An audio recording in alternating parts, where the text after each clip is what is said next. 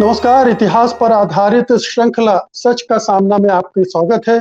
मैं हूं मुकेश कुमार। दोस्तों, जैसा कि आप जानते हैं कि हम इस श्रृंखला के तहत ऐतिहासिक चरित्रों और घटनाओं के बारे में आपको सच्चे तथ्यों से अवगत करा रहे हैं, ताकि आप इतिहास को उस तरह से देख सकें जिस तरह से वो घटित हुआ है और आपको कोई भ्रमित न कर सके। हमने पिछले 7 एपिसोड में शिवाजी के बारे में बातचीत की और आज हम बात करेंगे महाराणा प्रताप के बारे में। आप तो जानते ही हैं कि बचपन से हम लोगों को महाराणा प्रताप के बारे में बताया जाता रहा है, लेकिन हाल के वर्षों में उनके उनसे जुड़ी बहुत सारी चीजों को तोड़ा-मरोड़ा गया है और यहाँ तक कर दिया गया है कि हल्दी घाटी की लड़ाई में महाराणा प्रताप नहीं हारे थे, बल्कि अकबर बादशाह अकबर की हार हुई थी।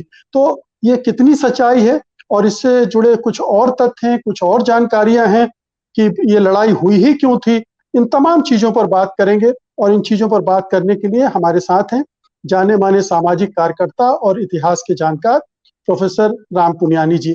आपका स्वागत है प्रोफेसर पुनियानी।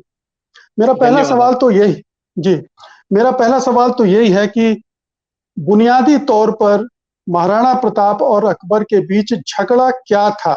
बचपन से हमें ये पढ़ाया जाता रहा है कि महाराणा प्रताप ने अपनी मातृभूमि के लिए, अपनी आन बान के लिए लड़ाई लड़ी, संघर्ष किया, बेशक वो हार गए। जी देखिए, मुख्य रूप से झगड़ा जो था वो संघर्ष उनका इस बात पे, पहली बात तो मैं दूर कर दूं कि कई आजकल उसको एक हिंदू और मुसलमान के झगड़े के रूप में भी प्रस्तुत किया जाता है। तो ये बात तो बिल्कुल नहीं थी, मैं इसको स्पष्ट करूंगा। पर हाँ, ये बात निश्चित है कि महाराणा प्रताप एक काफी अपने मेवाड़ के लिए उन्हें बहुत स्वाभिमान था और वो मेवाड़ के स्वाभिमान को कम नहीं करना चाहते थे और वो अपने आप को झुकाना नहीं चाहते थे। क्यों? ये क्या क्या पृष्ठभूमि थी? जैसे आप देखेंगे कि मुगल साम्राज्य उस समय, अकबर मुगल साम्राज्य के ये सर्वोसर्वा थे और वो अपना राज्य बढ़ाने की कोशिश कर रहे थे। अब उन्होंने जब राज्य बढ़ाने की अपनी बातों को चालू रखा तो उसके चलते उन्होंने राजस्थान के ज्यादातर राजपूत राजाओं से संधि कर ली। पहली बात ये नोट कीजिए कि जो बाकी राजपूत राजा थे उनसे संधि कर ली और राणा प्रताप जी ने कहा कि भाई मैं आपसे, आपके प्रशासन में शामिल नहीं होता हूँ, मेरा अपना साम्राज्य है, मैं अपने साम्राज्य में याद रहूंगा। और जो मेवाड़ का जो एरिया है, वो एरिया में वो पहाड़ी एरिया है और उसमें जंगल जंगल ज्यादा है।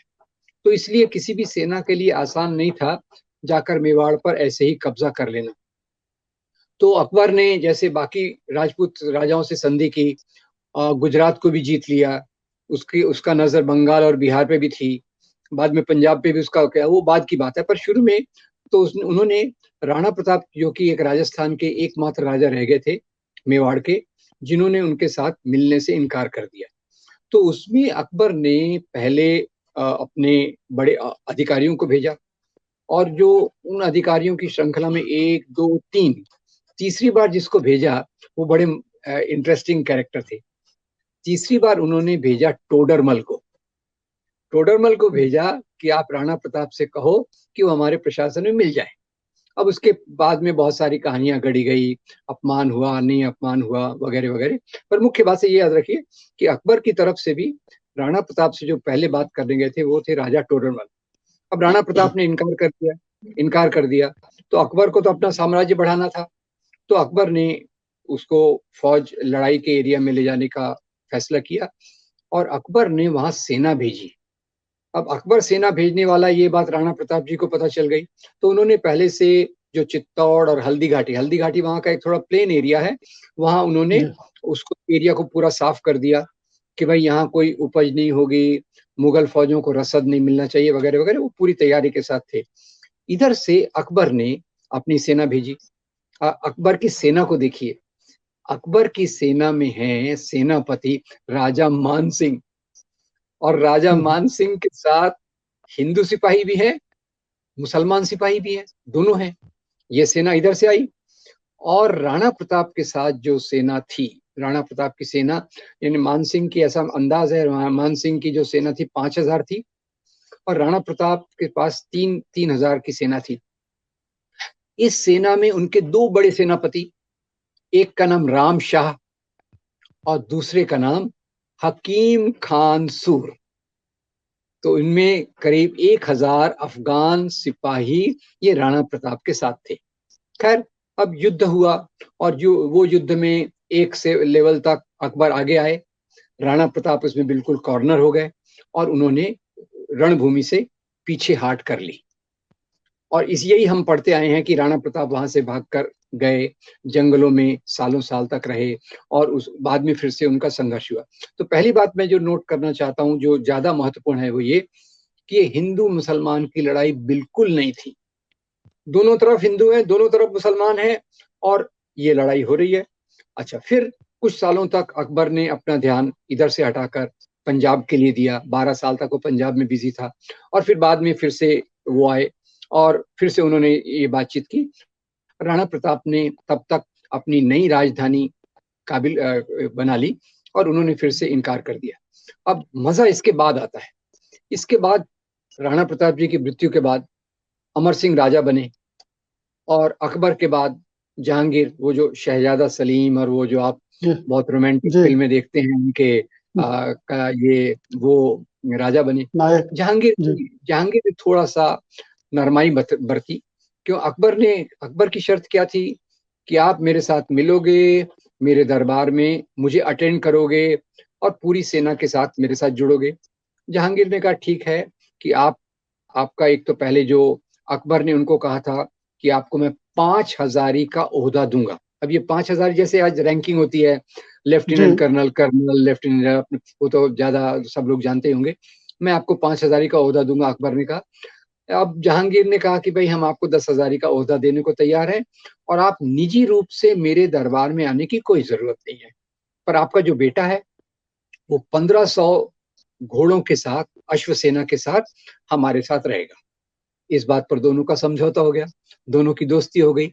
तो अमर सिंह बाद में जहांगीर के प्रशासन से जुड़ गए। ये सबसे महत्वपूर्ण बात इस बात का ये है। अब दूसरी बात मैं जी। बताना चाहता हूँ कि अभी इसके यहाँ पहले यहाँ यहाँ यहाँ पुनियानी साहब जी ये बात भी बता दें दर्शकों को कि महाराणा प्रताप को ऑफर ये था कि वो 5000 के मनसबदार जी बन सकते हैं और वो जी जी कह रहे थे कि मुझे 10,000 ही बनाइए, और इस जी, वजह से दोनों के बीच में समझौता नहीं हुआ था। बिल्कुल सही, बिल्कुल सही। और उसमें एक दूसरा रहता था कि निजी रूप से आप दरबार में जाएं और अकबर को सलाम करें, ये था जिसके लिए राणा प्रताप ने रिफ्यूज कर दिया और अमर सिंह ने भी उस बात को स्वीकार नहीं किया। अमर सिंह ने कहा 10,000 का ओहदा है, मेरा बेटा आपके दरबार में आएगा, वगैरह वगैरह। तो ये एक बात है। अब दूसरा भी आप याद रखिए कि ये जो बात आपने शुरू की कि राणा प्रताप जीत गए, अकबर हार गए, ये कहाँ से चालू होती है बात? ये अभी जो पहले बीजेपी सरकार राजस्थान में आई थी, तो उसके शिक्षा मंत्री ने ये बात चालू की और वहां की किताबों में इस चीज को पूरी तौर से डाल दिया गया। तो अभी राजस्थान की जो स्कूल की इतिहास की किताबें हैं, पता नहीं सरकार बदली है, किताबें बदली हैं कि नहीं मुझे पता नहीं, पर ये बीजेपी हम्म। सरकार ने उसको डाल दिया। अभी वहां क्या है, जो हल्दी घाटी के पास, उसी में रक्त तलई यानी खून की तलई का हम्म। जो एक एरिया है, वहां एक पत्थर लगा था। उस पत्थर पे लिखा था कि यहाँ लड़ाई हुई और राणा प्रताप बाद में उनको यहाँ से वापस जाना पड़ा, वो उन्होंने अपनी फौज को वापस ले लिया। ये एक पत्थर पे लिखा था। तो अभी अभी ये घटना में क्यों आया? घटना में इसलिए आया कि उस एरिया की जो एक एमपी थी, दिव्या कुमारी, बीजेपी की जो मध्य एमपी थी, वो भी राजवंश से आती हैं। तो उन्होंने कल्चर मिनिस्ट्री, जिसके अंडर में आर्कियोलॉजिकल सर्वे ऑफ इंडिया आता है, और अर्जुन मेघवाल जिसके मंत्री हैं, उन्होंने ऊपर दरख्वास्त की कि यहाँ ये पत्थर लगा हुआ है जिसमें राणा प्रताप के रिट्रीट की बात कही गई है, तो ये पत्थर निकलवा लीजिए। तो अभी अभी वो पत्थर भी निकाल दिया गया है और ये उसका लेटेस्ट घटनाक्रम अभी का देखने को आया है। जी, तो ये हम कह सकते हैं कि महाराणा प्रताप कोई हिंदू राजा नहीं थे, जैसे कि एक विचारधारा एक पार्टी पेश करती है कि हिंदू राजा नहीं थे और हिंदुओं के लिए लड़ाई नहीं लड़ रहे थे। वो एक राजा थे और अपने साम्राज्य के लिए लड़ाई लड़ रहे थे, और अगर उनकी शर्तों पर कोई समझौता हो जाता तो वो उसके लिए भी तैयार थे, जो कि उनके बेटे ने आखिरकार समझौता कर भी लिया। तो यहाँ कोई जी आन बान शान की भी बहुत लड़ाई नहीं थी। और कोई धर्म युद्ध तो था ही नहीं किसी भी तरह से। ये बिल्कुल साफ हो जाना चाहिए हमारे दर्शकों को। अब एक चीज और इसमें इसी से जुड़ी आती है कि महाराणा प्रताप ने विदेशी आक्रांताओं से लड़ाई लड़ी, तो इसे किस तरह से आप प्रस्तुत करेंगे, किस तरह से इसको एक्सप्लेन करेंगे कि ये विदेशी आक्रांताओं के साथ नहीं लड़ाई थी, अकबर तो यहाँ आकर राजा बस गया था और रह रहा था। जी, इसको आपको मैं मजेदार बात बताना चाहता हूँ कि राणा प्रताप के जो पूर्वज थे, राणा सांगा, उन्होंने पहली बार बाबर को पत्र लिखा। बाबर उस समय काबुल के आसपास, अब एक राजा अपने राज्य की तलाश कर रहा है, वो काबुल के आसपास है, और राणा सांगा ने उनको पत्र लिखा कि आप यहाँ आइए और हम जो दिल्ली का राजा है इब्राहिम लोदी, उसको हराएंगे। आप एंगल समझ लीजिए, त्रिकोण को समझ लीजिए। दिल्ली में इब्राहिम लोदी है, इधर राजस्थान में राणा सांगा है, काबुल में बाबर है। राणा सांगा का पत्र बाबर को जाता है, और फिर बाद में तो खैर और बातें होती हैं, इब्राहिम लोदी की लड़ाई, और फिर बाद में राणा सांगा और बाबर की भी लड़ाई हुई, वो बात और है। पर मुख्य रूप से इसमें धर्म का कोई एंगल नहीं था। एक दूसरा, बाबर ने आके अपना राज्य स्थापित किया, और ये राज्य जैसे, क्योंकि इस देश ने अंग्रेजों की गुलामी भुगती है, इसलिए हम सभी चीजों को गुलामी और इसके आधार पे देखते हैं। पर जो मुसलमान राजा, मुगल वंश भी लेटेस्ट है, मुगल वंश के पहले गुलाम, खलजवीद, गजनी, ये सब राजवंश हो चुके थे। तो वो यहाँ आए और यहाँ बस गए, ये याद रखिए। अब जब आपने कहा कि ये विदेशी था, तो बाबर ने तो यहाँ तक लिखा है, कभी आप ख्याल करेंगे कि दिल्ली में जो अपना नेशनल म्यूजियम है, दिल्ली के नेशनल म्यूजियम में बाबर की एक वसीयत लगी हुई है।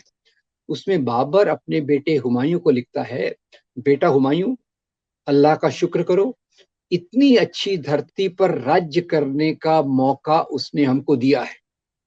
पर ये याद रखो कि यहाँ के हिंदू भी हैं, मुसलमान भी है, हमको हर एक का ख्याल रखना चाहिए, हिंदुओं की भावनाओं का आदर करना चाहिए, और उसी से हमारा राज्य विस्तृत होगा। तो बाबर है, फिर उसके बाद हुमायूं आया, उसके बाद अकबर आया। तो अब ये देश विदेश की कल्पना, वीसा पासपोर्ट की कल्पना, ये तो आज की है। राजा के लिए तो कोई देश विदेश होता नहीं था। जहां तक मेरी तलवार पहुंच जाए वो मेरा राज्य है, और जहां अटक जाए वहां तक मैं राजा हूं। तो ये देश विदेशी की कल्पना, अब खैर इसमें मैं मजाक के तौर पे कई बार कहता हूं कि देश विदेश उस समय यही था कि जो आजकल कुछ लोग, किसी लोगों को देशी अच्छी लगती है, किसी को विदेशी अच्छी लगती है, उसके सिवा देशी विदेशी की कल्पना उस समय इस प्रकार से नहीं थी। आप राजा हैं, अब जैसे छोटी छोटी रियासतें थी, और वो कोई हिंदुस्तान का नक्शा भी उस तरह से नहीं था। एक रियासत दूसरे रियासत से लड़ती थी, चाहे वो हिंदुओं की हो चाहे मुसलमानों की हो। वो अपने साम्राज्य के विस्तार के लिए एक दूसरे से लड़ते थे, एक दूसरे को लूटते थे, और ये सभी तरह के जो धर्म मानने वाले लोग हैं वो करते थे। जी। तो इसमें अब क्या हुआ कि भाई इसमें राणा प्रताप हैं, जैसे मैंने पिछले शिवाजी की सीरीज में कहा, उनको भी हिंदू राष्ट्रवादी के रूप में घोषित कर दिया गया। राणा प्रताप को भी हिंदू राष्ट्रवाद का आइकॉन करके कर दिया गया। गाय की सुरक्षा से भी राणा प्रताप को जोड़ दिया गया। तो ये सब चीजें आज बनाई जा रही हैं, क्योंकि जैसे मैं इस बात को दोहराता हूं कि कोई भी संकीर्ण राष्ट्रवाद या दूसरा राष्ट्रवाद अपने लिए सूटेबल इतिहास बनाता है, इंटरप्रेशन ऐसा रखता है जो उसको सूट करे। तो अभी अगर आपको एक धर्म के आधार पर राष्ट्र करना है, तो उसी धर्म के आधार पे आप घटनाओं को देखकर वैसा इंटरप्रेट करेंगे, और वो आज हो रहा है। राणा प्रताप, जैसे आपने सही कहा, मेवाड़ के राजा थे, स्वाभिमानी थे, बहादुर थे, इस बात में कोई भी शंका नहीं है। पर वो हिंदू धर्म के लिए लड़ रहे थे, गलत है। देखिए, मैंने कहा 3000 सैनिक थे, और 3000 में से 1000 सैनिक ये अफगान पठान थे, मुसलमान थे। तो इसमें हिंदू मुसलमान का मामला कहाँ आ गया? उधर से मानसिंह है अकबर की तरफ से। अब इसमें आप क्या कहेंगे? तो इसको क्या, यानी इसको मैं ऐसा कहता हूं कि इतिहास को कई बार आधा सच, सेलेक्टिव हिस्टोरियोग्राफी, आप चुन के एक घटना बताते हैं। आप बताएंगे अकबर और राणा प्रताप की लड़ाई हुई, पर आप ये नहीं बताएंगे कि अकबर के बदले मानसिंह गए, मानसिंह के साथ हिंदू मुसलमान फौज थी, राणा प्रताप के साथ हकीम खानसूर थे। अगर आप ऐसा बताएं कि एक तरफ मान सिंह थे और ये थे और दूसरी तरफ हकीम खानसूर और राणा प्रताप थे, तो लोगों को क्लियर हो जाएगा कि भाई इसमें धर्म का क्या मामला है, सत्ता के लिए लड़ रहे हैं। तो आज हमारा कंफ्यूजन भी हो गया है। धर्म को जी सत्ता से जोड़ा गया है, ये एक सबसे जी खतरनाक चीज है। धर्म जी मानवता के मूल्य है और सत्ता जी एक अलग प्रकार की चीज होती है, उसको उसी प्रकार से देखना चाहिए। जी, मैं इसी को इतिहास बोध कहता हूँ। जी जी सेंस ऑफ हिस्ट्री, कि आप इतिहास को जी कैसे देखते हैं। आप इतिहास जी को समझने का आधार धर्म को बनाते हैं या फिर उस समय की सामाजिक राजनीतिक परिस्थितियों को बनाते हैं, उसके हिसाब से आकलन करते हैं। तो ये बहुत जरूरी है। अपने दर्शकों को मैं ये बताना चाहता हूँ कि अपने चश्मा बदलना पड़ेगा आपको। आपको उस चश्मे से, अगर धर्म के चश्मे से देखेंगे तो वो सारी बातें सही लगेंगी जो हिंदू राष्ट्रवादी इन सारी घटनाओं का हिंदूकरण करके आपके सामने प्रस्तुत करते हैं। लेकिन अगर इतिहास को वास्तविकता के साथ देखना चाहते हैं तो आपको इन तमाम नजरियों के साथ देखना पड़ेगा। अंत में एक सवाल और, क्या जी राणा प्रताप ने कुछ ऐसे काम किए जिनसे ऐसा लगता हो कि वो हिंदू जनता के प्रति ज्यादा वो थे, आसक्त थे, उनके लिए ज्यादा काम जी। करते थे, मुसलमानों से किसी तरह का भेदभाव करते थे, क्योंकि उनके साथ अफगान सैनिक भी थे, जैसा भी आपने बताया। हो सकता है उनकी प्रजा में भी मुसलमान रहते हों। देखिए ये प्रजा से लगान वसूल करना, ये तो सब जानते हैं। और जैसा आप जानते हैं कि राजस्थान में भी सूफी परंपरा विकसित हुई और राजस्थान में एक बहुत महान पीर हो गए हैं, रामदेव बाबा पीर। तो धर्म के आधार पे किसी का भेदभाव उस समय होगा ऐसा मुझे लगता नहीं है। यानी राजा लोगों को हिंदू मुसलमान से ज्यादा प्रजा के रूप में देखता था। प्रजा के रूप में, एक किसान के रूप में, दस्तकार के रूप में, अधिकारी के रूप में, उस प्रकार से ज्यादा देखता था। वो यानी हिंदुओं को ज्यादा फेवर करता था, पक्ष लेता था, मुसलमानों को डिस्क्रिमिनेट करता था। इस प्रकार का कोई प्रमाण इतिहास में नहीं है। मैं इसके उलट जाके कहूंगा, ये वो युग था जब सांस्कृतिक तौर पर at the cultural level Hindu मुसलमानों में मेल जोल बहुत बढ़ा और भारत की जो सभ्यता, संस्कृति, साहित्य, कला और धार्मिक परंपराएं हैं, इनमें इस इस दौरान में बहुत बड़ा विकास हुआ। ये हम भूल जाते हैं। मध्ययुगीन काल में हमको केवल एक मुसलमान राजा की तलवार दिखाई जाती है और यही नहीं दिखाया जाता कि जो हमारी सबसे महान धार्मिक परंपराएं हैं, सूफी हों या भक्ति हो, वो इसी दौरान विकसित हुई है। हमको ये नहीं बताया जाता कि जो सिख धर्म विकसित हुआ वो इसी दौरान विकसित हुआ। सिख धर्म जिसके अपने अलग सिद्धांत हैं, जिसके बारे में हम बात कर सकते हैं। तो ये बिल्कुल चीजें जो आपने सही कहा, इतिहास बोध में केवल राजा का धर्म प्रोमिनेंट हो गया है, उसको अंडरलाइन, उसको रेखांकित करके बताया जाता है। और इसको मैंने एक बार फिर से मैं दोहराता हूँ, ये कम्युनल हिस्टोरियोग्राफी है, यानी इतिहास को धर्म के चश्मे से देखना, जो अंग्रेजों ने यहाँ लाया था। और अंग्रेजों ने क्यों लाया था? फूट डालो और राज करो। 1857 की लड़ाई देख लीजिए, बहादुर शाह जफर भी हैं, झांसी की रानी भी है, तात्या साहब पेशवा भी। तो ये सब जो यहाँ की एकता को तोड़ने के लिए अंग्रेज लोगों ने इस प्रकार के इतिहास के नजरिए को लाया। उसको हिंदू जी राष्ट्रवादियों ने एक किया, मुसलमान राष्ट्रवादियों ने उसका दूसरा सिक्का कर दिया। तो ये कोई इतिहास नहीं है, ये तो इतिहास का मेरे ख्याल से हास्यास्पद रूप है जो हमारे सामने आजकल चल रहा है। जी।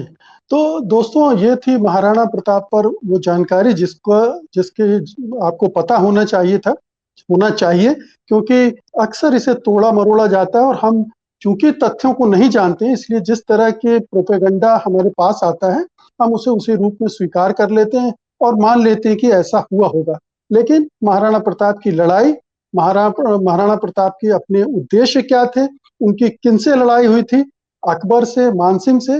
वो राजा थे, वो मुसलमान और हिंदू की लड़ाई कतई नहीं थी। इसको एक गांठ बांध दीजिए। बल्कि आप पूरे हिंदुस्तान में जितने भी उस समय लड़ाइयां हुई हैं उसके बारे में ये सूत्र अपने पास रख सकते हैं कि वहां हिंदू मुसलमानों की कोई लड़ाई नहीं थी, राजाओं की और बादशाहों की लड़ाई थी। उनकी आपस के सत्ता और साम्राज्य के विस्तार से जुड़ी हुई लड़ाई थी। अंत में मैं अपने दर्शकों से निवेदन करूंगा कि अगर आज के भी कड़ी में आपको ऐसा लग रहा हो कि यहाँ संदेह है या कुछ सवाल आपके मन में उठ रहे हों, तो कृपया उन सवालों को, उन संदेहों को कमेंट बॉक्स में दर्ज करें, ताकि हम जब कभी आपके सवालों को उत्तर देना चाहें तो उनको प्रोफेसर पुनियानी जी से बातचीत करके एक्सप्लेन कर सकें। और दूसरी बात यह है कि इस वीडियो को आप ज्यादा से ज्यादा तक लोगों तक ले जाएं, ताकि लोगों को पता चले कि असलियत क्या है, ऐतिहासिक तथ्य क्या कहते हैं और किस तरह से झूठ से हमें दिग्भ्रमित करने की कोशिश की जा रही है। तो बहुत बहुत शुक्रिया प्रोफेसर पुनियानी इस बातचीत के लिए।